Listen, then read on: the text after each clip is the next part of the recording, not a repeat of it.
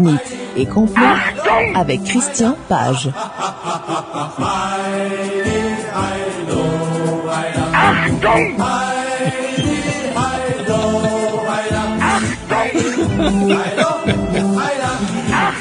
Oh, ces pauvres cons de nazis sont devenus une blague, hein, parce qu'ils n'existent plus, mais ils ont fait peur au monde. Ah ouais, c'était sans aucun doute les pages les plus sombres du 20e siècle.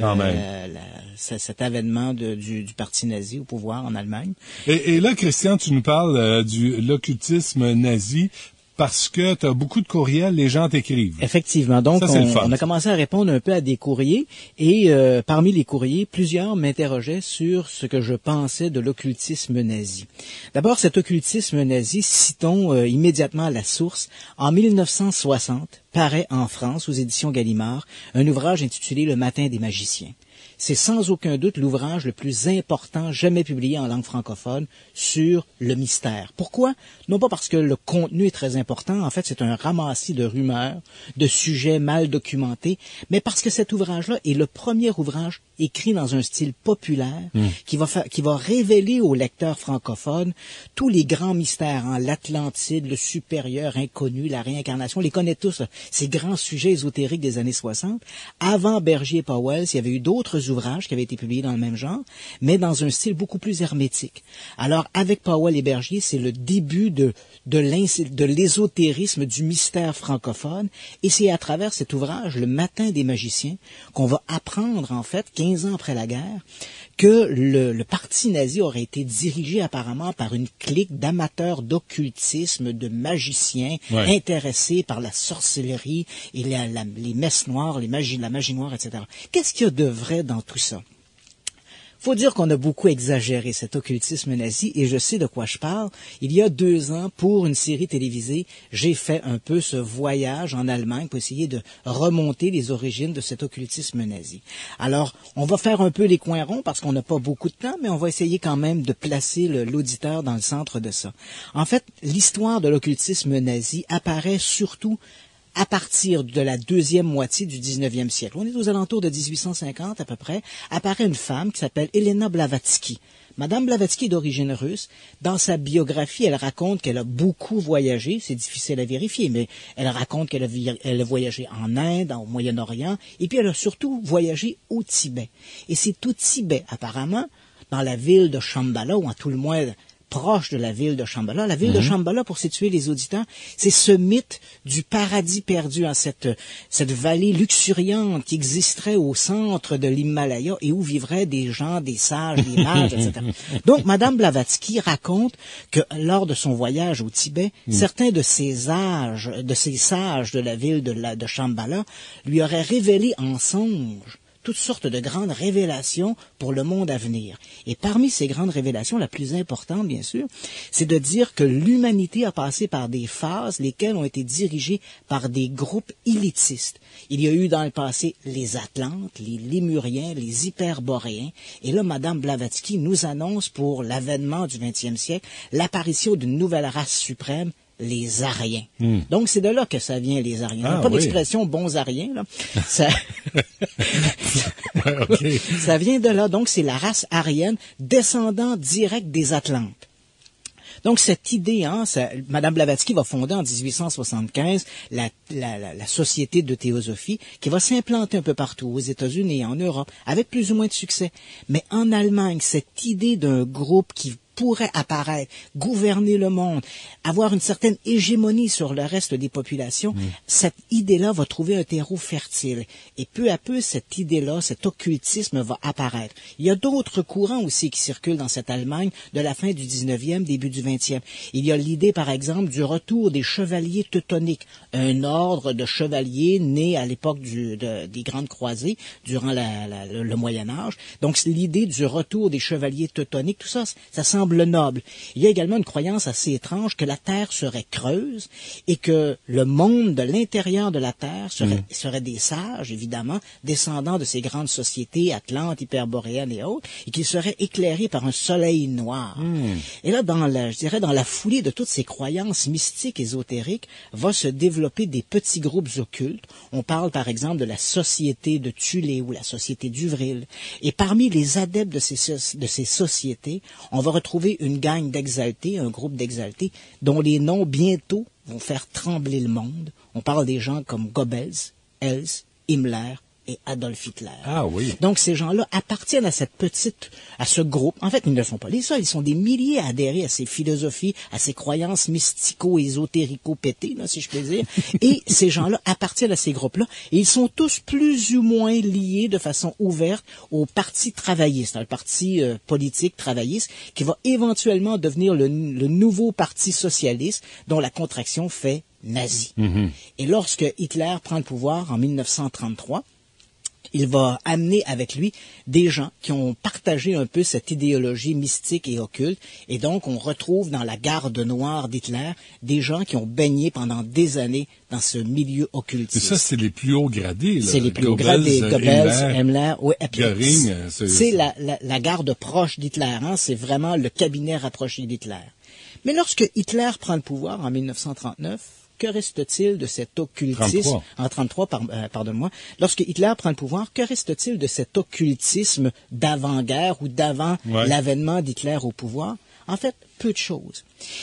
En fait, c'est surtout le pouvoir qui intéresse Hitler. Il va utiliser cet ésotérisme dans lequel il a baigné pendant des années avec ses amis. Il va utiliser cet ésotérisme pour justifier ses politiques raciales, l'idée d'une race supérieure. Il va également utiliser cet ésotérisme, notamment les chevaliers teutoniques, pour faire de la propagande. Hein.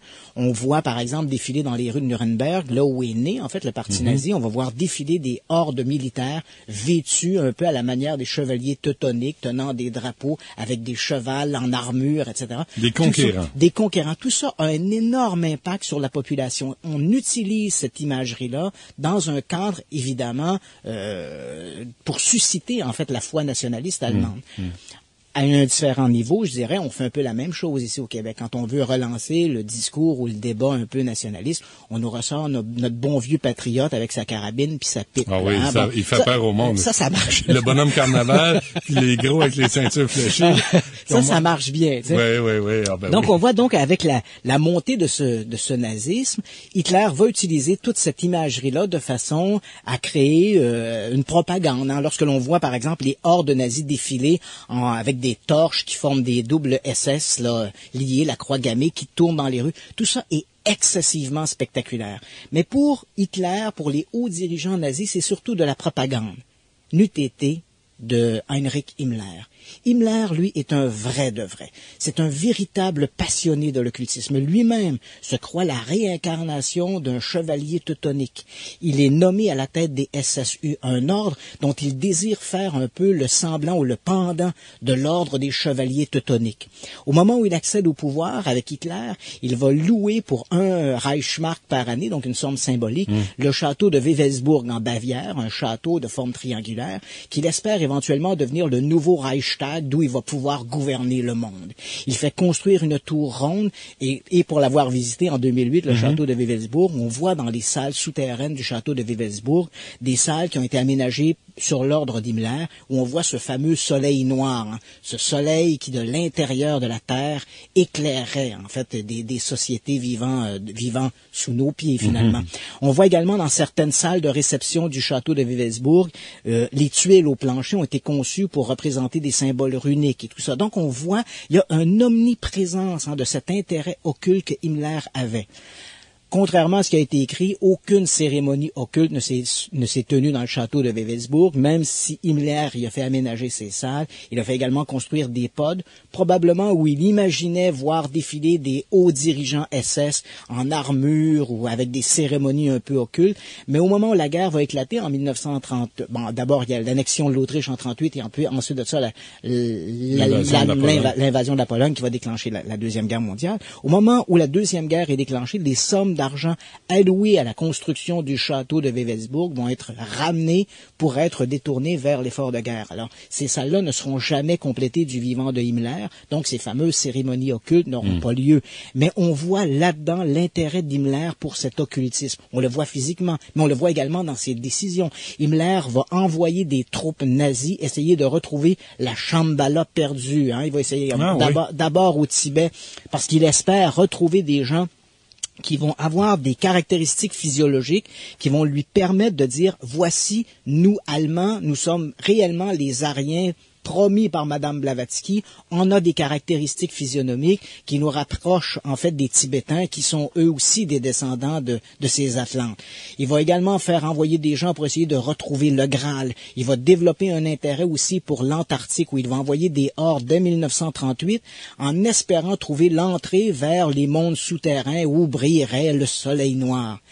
Évidemment, quand on raconte tout ça, on a l'impression qu'Himmler est un méchant zigoto, mais il faut faire attention, c'est un individu quand même excessivement dangereux et qui s'y frotte si piquant. Himmler, faut pas le diminuer, même s'il a ses fantaisies, même s'il a ses lubies qui ne sont pas forcément partagées par tous les hauts dirigeants nazis, on le laisse faire un peu. Il est réellement l'imminence grise de cet occultisme nazi, plus que tout autre individu au sein du groupe.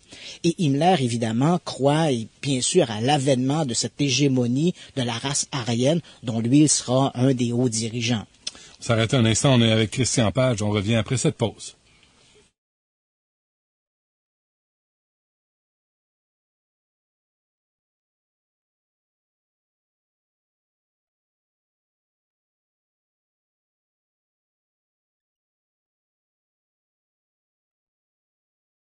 Mythe et complot avec Christian Page.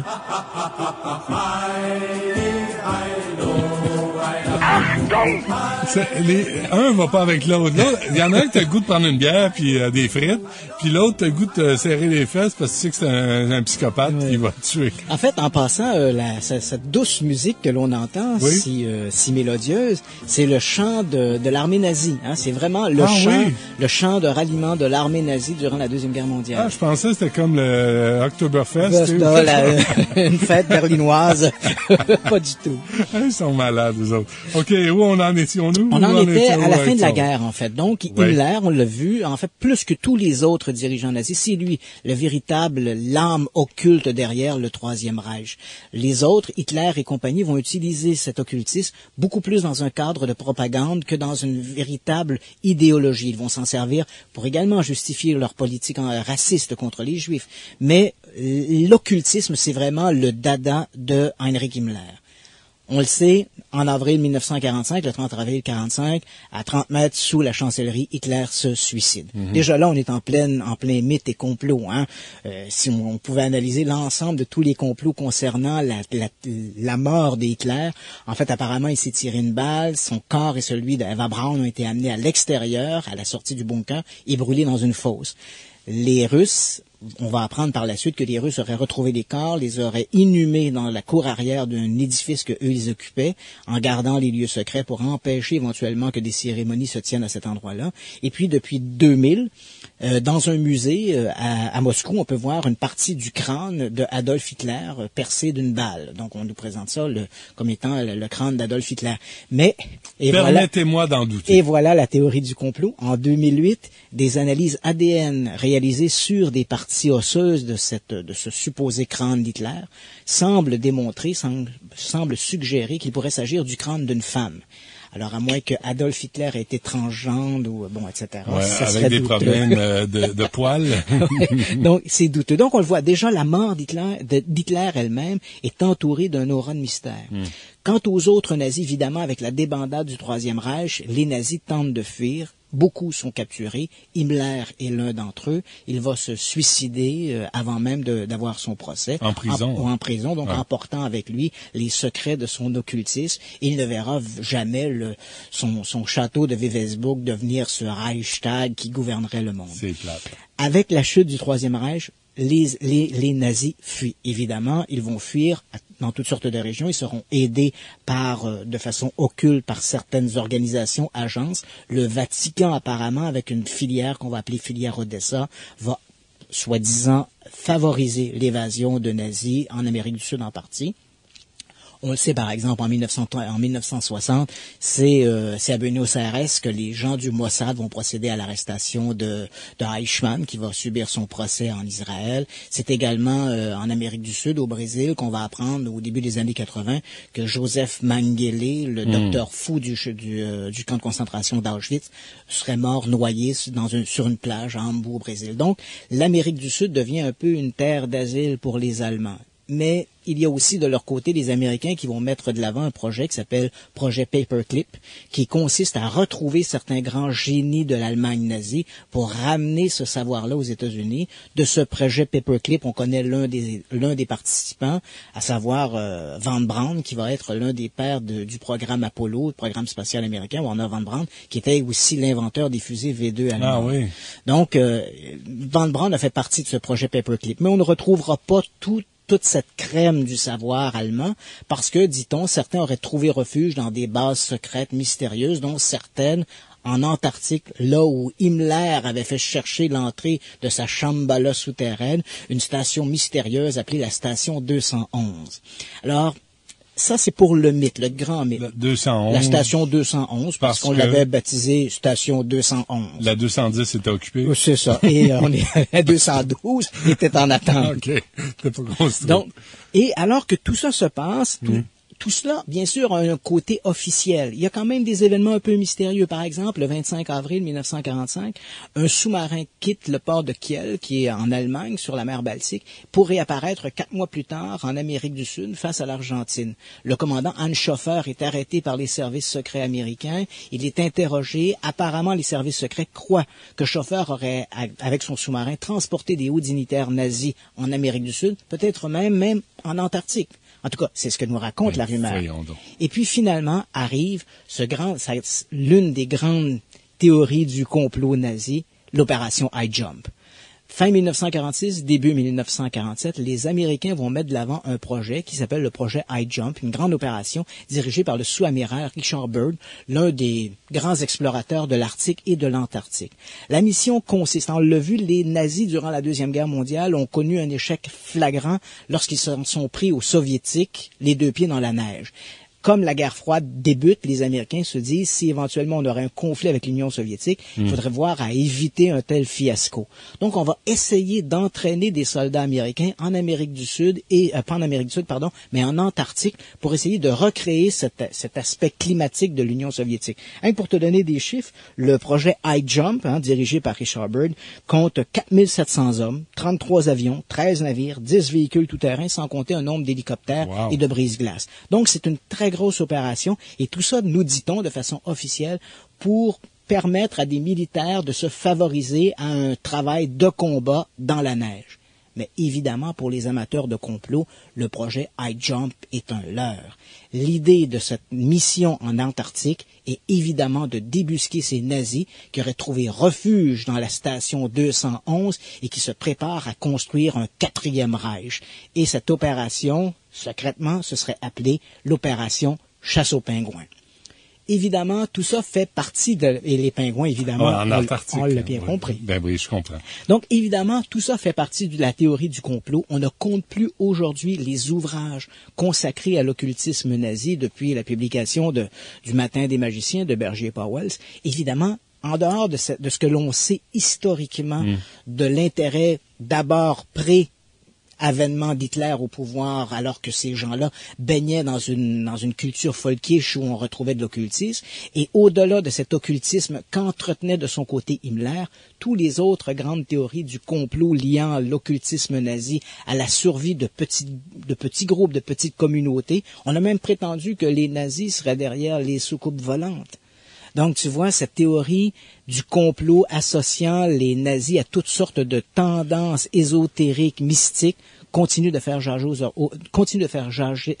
aujourd'hui, mais on n'a aucune preuve que de telles incidences aient réellement eu lieu. Ouais. Mais il y avait un fond de folie furieuse derrière ça, absolument. qui est inspiré par des choses qui ne veulent pas être réelles. Absolument. Donc, quand tu regardes la montée, l'imagerie du Troisième Reich, tu le comprends à travers ça. Oui, d'ailleurs, cette hégémonie qu'a entretenu le Troisième Reich est l'une des grandes pages sombres de l'histoire. Merci Christian Page, merci à tout le monde, merci à vous et on se reparle demain midi.